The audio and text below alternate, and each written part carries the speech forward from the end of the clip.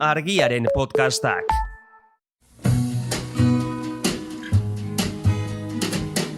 Don't know much about history.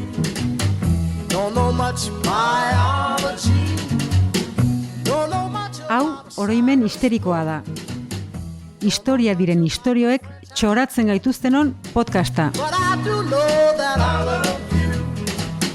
And I know that if you love me too, what a wonderful world this would be. Don't know much about you. Marjaba lagunak.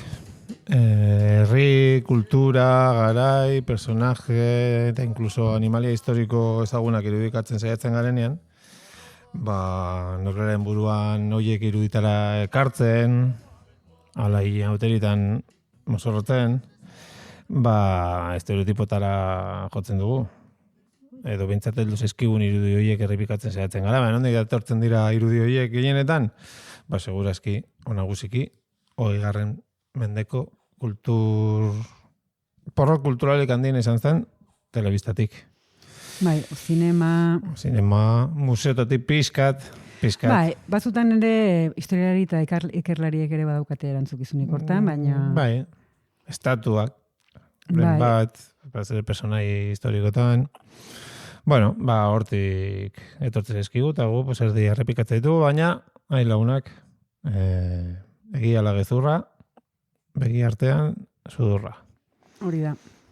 Batzutan ez da. Ez. Eta, adibide batzu bat daude oso garbiak direnak, ez? Ez dakit ikusi dezuen 1 Million Year bizi pelikula, 1976koa. Kristaurreko 1.000 urte edo, izan litzateke itzulpena. Filmak? Bai. Filmaneko ezaguna da, bereziki, anakronismo ikaragarriak dauzkalako. Ez dakit ikusi dezuen, nik ez dut ikusi osorik. Baina pasarte batzuk ikusita edo kartela bera ikusita nahikoa da ikusteko gizakiak eta dinosauroak batera agertzen direla pelikulan. Posik. Eta gaina gizakietako bat protagonista Raquel Welch da. Bueno. Bai. Hora betzen da, Orduan duela 1.000 urte dago, ez? Izenburu garbi esaten du, ez? Hor dago kokatua. Eta duela 1.000 urte ja dinosauroek 60.000 urte baino gehiago zera matzaten desagertuta. Bueno, ez? Munduaren historian, unibersoaren historian, bai. Zer da? Eta gure espeziari ere oraindik 1.000 urte dezente falta zitzaizkion garatzeko. Eta anakronismo estetikoa ere oso nabarmena da, hori, Homo erectusak Raquel Welchen antzik etzeukalako. Hori asko esatea da, ganez ginengu. Egia da, askotan horrelako egiten dira horrelako rekonstrukzio digitalak eta ez, garezur batetik hartu eta itxura izango luken. Normalean gizonezkoak egiten dituzte. Hominido zarrena, luzida, salbuespena, badakitelako emea o emakumea, ez dakit hominidoekin ze erabili berdan. Baina egia da danak, ez orduan ez dakigu, badakigu hominidoek, oroar Rafael Nadalen antza zeukatela, baina agian emakumezkoek, ez, Raquel Welchen antza izango zuten, ez? Bueno, ez da, ota pentsarra, Bai. Kontua da, egia dela, justo, uda hontan, eta aurkitu dutela garezur bat, Txinan, eta orain dela gutxi, lagun batzuk atera da notizia, 1.000 urte dauzka, Raquel Welchek bezala, garezur horrek, eta gugandik erektusa baino asko zurbilago dagoen espezie batekoa omen da. Homo longi esaten zaio, edo dragoi gizakia, eta bilatzeketa egiten baldin badezue, horrek ere Nadalen antza handiagoa dauka Raquel Welchena baino, eta orduan ikusten dugu pelikula horrek ez duela asmatzen ez kronologian, ez da estetikan ere, baino film historiko askotan gertatzen dena da, ez da azkenean protagoniste daukatela pixka bat grabatu zen garaiaren estetika, ez? Raquel Welchek dauka 60ko hamarkadako estetika, orrazkera, larruzko bikinia, ez? Bai. Eskatzen zuelako gidoiak. Eta estetikoki dinosaurioak nola agertzen dian pelikula hortan, neko kutreak dira, baina ezin eskatu, ez? Errealistak izatea, efektu digitalik oraindikan etzegolako garai hartan, ez? Eta pentsatuko duzu, eskerrak, 1983an Jurassic Park pelikulak, ez? Efektu digitalei esker, benetako dinosaurak nolakoak ziren erakutsi zigula. Zia, 83an, Bai, ja... Bau. 30 urte, bai. Eta hori ez, rezula, hor ezagutu genituen, ez? Eta izan genuen sensazio hori benetako dinosauroak, ez? Parean izatea zer izango izateken. Bai. Edo ez. Ez, Ez, zergatik, dinosauroek gorputza koloretako lumez estalita zeukatelako. Eta zuk esaten didazu, nik izan txuri bat naizela, eta ez naiz txuria, ez naiz beltza, naiz kolorea.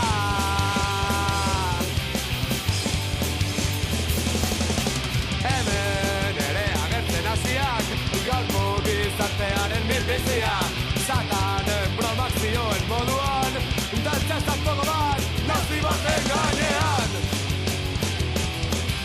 Eta zuk esaten didazu, Mohamed betzikin batera, eta ez da txuria, ez da beltza, da kolorea. Eta esan beharra dago, gaina Jurassic Parkekoek ja susmatu zezaketela, ez? Lumaren bat horrez, agertu zitekela pelikula hortan, ze dinosauren lumen lehen zantzuak oso aspaldi topatu zituzten. Bai? 1971 batean. Alemaniako arroi batean, hegazti batena zirudien fosil bat aurkitu zuten, oso zarra, 50 milioi urteko fosil bat. Lumak zituelako pentsatzen zuten hegaztia izan zitekela, baina narrastien ezaugarriak ere bazituen, Archaeopteryx izena jarri zioten, eta Darwinek berak, gaina Darwinek bere evoluzioaren teoria 2 urte lehenago atera zuen, 1939an, eta Darwinek berak bere teoria babesteko erabili zuen, adibide bezala, ez, aurkikuntza hori. Pixkanaka beste luma arrasto batzuk ere topatzen joan ziren, eta esaterako ornitiskia ordenako dinosaurietan ere luma arrasto batzuk topatu zituzten. Hasieran arrastoiek topatzean,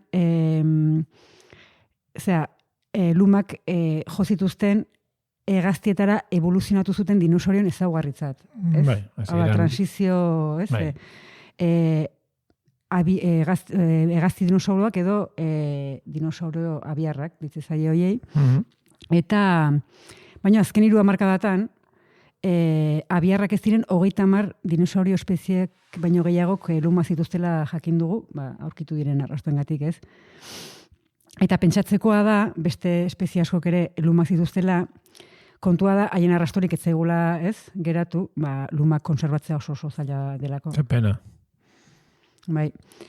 Tiranosauro dena gari ala berdina pentsatzen, baina Tiranosauro rexak ez dut aurkitu haren arrastorik lumekin, baina adituek ondorioztatu dutena da dinosaurio guztiek ez duela lumarik, baina gehienek bai, eta lumak dinosauroen ezaugarri bat zirela. Pixka bat, gure kasuan, ugaztunen kasuan, gorputza hilez estalita izatea, hori, ugaztunen ezaugarria den bezala, ez? Salbuespenak daude, ugaztunen kasuan gu gara, salbuespenetako bat, ez? Gizakiak, gutako asko, ez? Haukagu hilea gorputzea, baina ez daukagu hilez estalita, eta itxasu gaztunak, zetazeoak dira beste adibide bat. Eskaiekin gertatzen dena, bakizu, Tiranosaurus bat irudikatzea, 11 koloretako lumez josita, hasieran pizkak eta krakete dizu. Baina gero ere pentsatzen zu, bikingoak, nola irudikatzen ditu bikingoak? Beti aserre, mozkortuta eta norbait akatzen, ez? Eta adarrekin. Eta hori ez da gira. Gero ez dezu, jende jatorrare gongo zante, gongo ziren. Eta ian tiranosauro ere izango zuen bere bihotza eta bere adiazteko gaitasuna eta ez bete aserre eta... Eta nizasuna gongo zen, igual dinosaurio kuirrak ere gongo ziren, ez? Bai. Baina, bakizu, azkenean ez, pelikula batean, beti bildur pixka bat edo ez, eman bat baldin badezu. Eta berari tokatu zaio gaizuari. Bai, 10 metroko olio erraldoi bat. Esan behar nun, olio erraldoi bat horro egiten, baina hori da kontua, dinosaurek ez zutela horrorik egiten. Gainera. Urruma egiten omen zuten, ez dakit, usuek bezala adibidez. Kukurrukuku,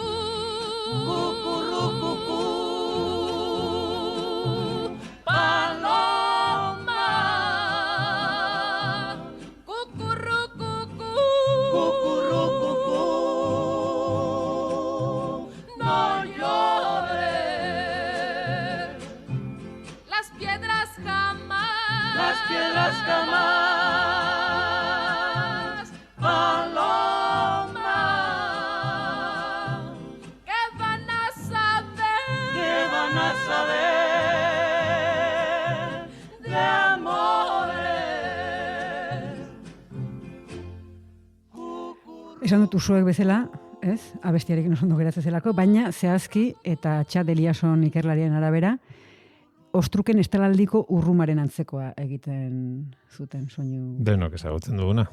Nork ez du ikusi ostruka bat egurrian. Podcasta grabatu baino lehen jarri dugu eta ni olio itxura hartzen nion. Bai. Kontua da, Chad Eliasson eta bere ikerlari taldeak, Texaseko Unibertsitateko ikerlari talde batek, 2016an barkatu, hegaztien bokalizazioa aztertu zuela. Jesus. Haien arbaso dinosauroek egiten zituzten soinuak, ondorioztatu nahian edo ez, eta emaitzeke erakutsi zuten ahoa itxita bokalizatzea gutxienez 16 arkeosaurotaraino evoluzionatu duela.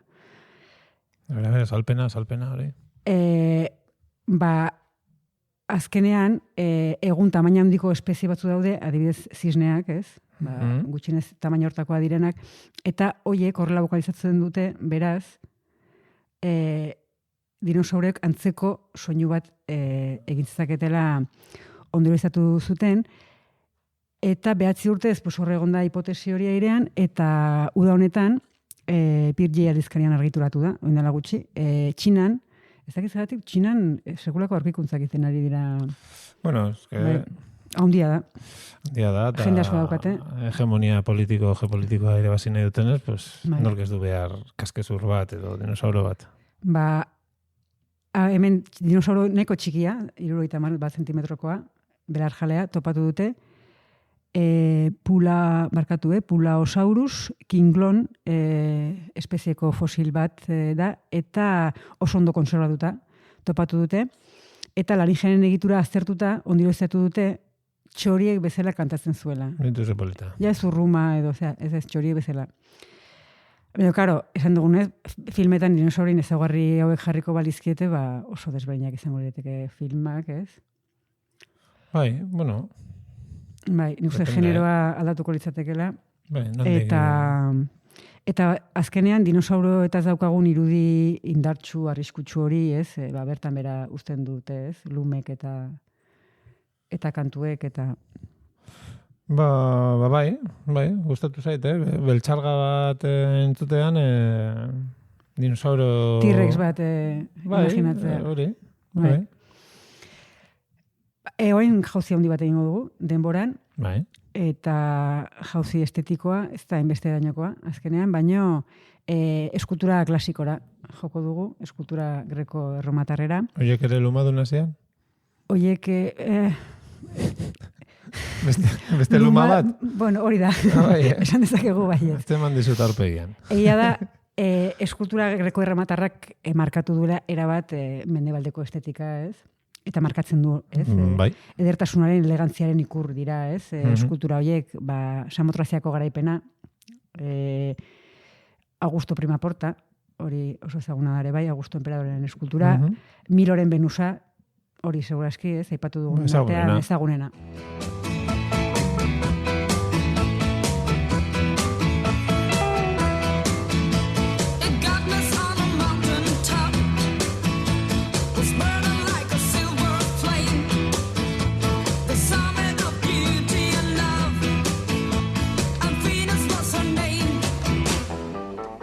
She's got it. Yeah, baby, she's got it. Well, I'm your Venus. I'm your fire at your desire. Well, I'm your Venus. I'm your fire at your desire. Eta iruditzen zaitu, hain esango duena oso gauza evidentea, eta ez, begibistakoa dela, baina... Miloren Venusa ez dago ondo. Ez dago ondo, Ez dago ondo. Behar du pizka terapia. Ondatuta dago, eta beharko lituzke 2 beso. Azteko, ze 2 besoak falta zaizkio. Bai. Samotraziako garaipinari 2 besoak eta gainera burua. Baina nola egoak dauzkan, pixka bat besoena disimulatuta geratzen da. Ja. Bai, egia da Augusto Primaporta osori dagoela, edo behintzat gorputza darrik etzaiola falta, baina falta zaiona da azala, nola baita esateko. Ze antzinaro klasikoan, eta lehenago ere bai adibidez aro minoikoan, kerretan, eskulturak margotzen zituzten, kolore biziz margotzen zituzten, Eta hori dakite pigmentuen arrastoak aurkitu dituztelako eskultura askotan, eta horren bidez, aurkitutako pigmentuei esker, egin dutena da digitalki koloreztatu, ez? Eta azkenean eskultura horiek zuten itxura, jatorrian zuten itxura, pixka bat berregin. Nik jarri dizuet hor, hori eta... Bai.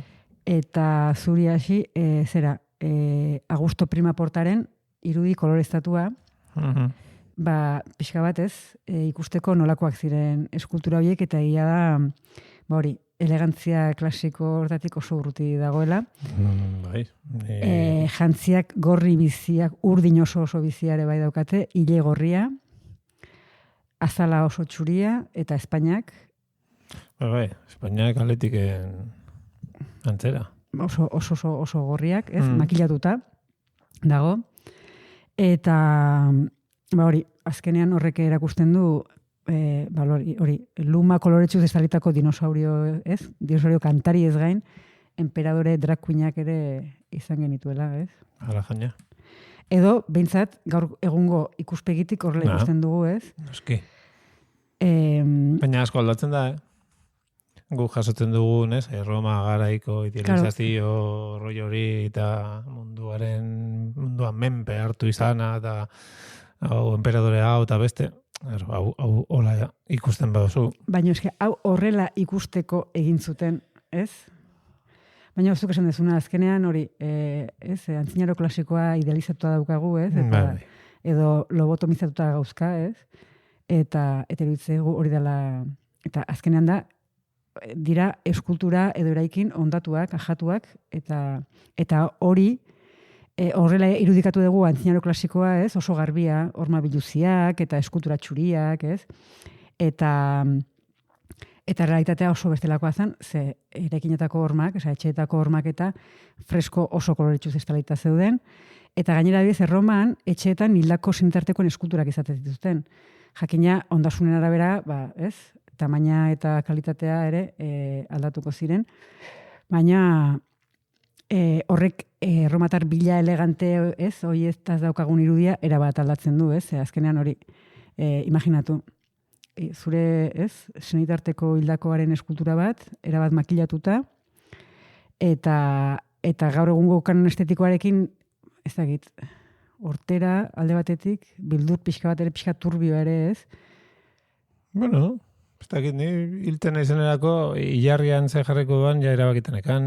Baina agian enkargatuko zu eskultura bat eta... Baina horrela? Bai. Hor jartzezu gola pose hontan kolore horiekin eta azpian Asier López, abentura salea. Bai. Eta... Koloretako lumo batzuk ere bai. T-Rex López. Neri iruditzen pixka bat beldurgarria ere. Gogorazten dit pixka bat Argizari Museoak, ez? Bai, estilo hori da. Bai, gaina gaur ez, pixkat kitsch edo, ez? Edo modan dagoen kamp, ez? Itza ere... Bueno, gero azpimarratu behar da, bai, ze askotan, ez dakite, egia edo realitatearen isla bezala ikusten dugu, baina eskultura oro dira momentu historiko jakin bat izoztuta eta pertsona bateak interpretatu da. Hori da. Eta norbaitek ordainduta. Bai. Alegia, subjektibotasunaren gorena, askotan. Gutxitan ikusiko duzu emperadore bat ahul edo indartsu ez dana alako interpretazioetan, eta ere gutxiago, kolore falta bat bazaio, ondorengo, non kokatuta dagoen ere horren arabera oso garrantzitsua da, hori dana, eta gaur egun ere ikusi dezakegu gure kaletan. Bai, bai. Eta gaur egun oandikan ikusi ditzakeguna, baino gainbera ari dianak, aipatutako Argizari Museoak dira, ez? Horre ere, personaje historikoak badaude, baina gaur egungo personajeak ere bai, eta horre ere juzgatu daiteke benetan idealizauta dauden edo oso realista diren, ez? Bai, bai. Ez dakit, baina Albako dukesa zena? Ez dakit goratzezean. Beti. Ez dakit nori irakurri du entzunion, ez? Berari ala bere? Bere argizarizko eskulturak Naturalagoa ematen que, zuela, bai. benetako Batzutan itxura baino. txistea ganditzen du errealitatea. Bai. Kontua da, hori, argizari museoak ez, badaukate, ezakit kutre edo, ez, hortera izateko, baina beldurgarriak ere, izan daitezke. Eta ia esan, beldurgarriak dira jatorriz ere. Hau da, argizari museoan jatorriaren historia, beldurrezko historia bada. Eta beldurrezko historia guztia bezala, nahiko lasai hasten da, ez? Ez dirudi ezer gertatuko danik. Historia hau Estrasburgon hasten da, 1761 abenduaren batean, Anne-Marie Grossholz jaio zen, aita 2 hilabete lehenago hila zen, ez? Bera jaio bainoren, eta 7 urteko gerran hil zen aita, eta ama Bernara joan zen bizitzera, alabarekin batera, berehala. Oso gaztea zizen Philip Curtiusen etxean lanean. Curtius medikua zen eta anatomia irakasteko argizarizko irudiak egiten zituen. Eta erretratuak ere, pertsona konkretuen erretratuak ere egiten hasiko zen geroago, 1765an medikua Curtius Parisera joan zen eta argizarizko figuren lehen erakusketa prestatzen hasi zen. Eta egin zuen oraindik erabiltzen den argizarizko molderik zaharrena, eta zen Luis Hamaseigarrenaren maitalearen maskara edo, Madame du Barry izena zuen maitaleak. Maitale bakarrak izan zuen Luisek? Ezagunena. Ja. Ezagunena, bai. Eta handikan 2 urtera, 77an, Grossholz eta ama, ez, Parisera joan ziren, Curtiusekin batera bizitzera, bere babesean, eta Curtiusek lehen erakusketa 70an zabaldu zuen, eta neko arrakastatsua izan zuen, kontura hartu, handikan Grossholzek 9 urte besterik ez ditula orduan, baina Curtiusek erakutsi zion argizaria modelatzen, eta gainera, talentu handia omen zeukanez, laguntzaile izan zen, baina ja 78an, 17 urte zituela, berak egindako lehen argizarizko figura bukatu zuen, eta Jean-Jacques Rousseaurena izan zen. Eta handikan 2 urtera, bere abilezia eta kontuan hartuta, Luis Hamaseigarrenaren arrebaren arte irakaslea izendatu zuten, eta arte irakasle bezala Besailesen bizitzeko gonbiteare egin zioten. Ja, fitxatu zuen. Besailek fitxatu zuen, ja. Baina, ja, 1780ko hamarkadan gaude, ja. Baina arte historia lasai junda, ez? Jamuitua, ez? Etxe aldaketa asko indizituzten, baina hori, 1789an, badakigu zer batu zen. Eso zen hortik, ez? Bai, Frantziako irautza piztu zen, eta nun zegoen Grossholz? Lekuriko nenia. Versailles, hori da.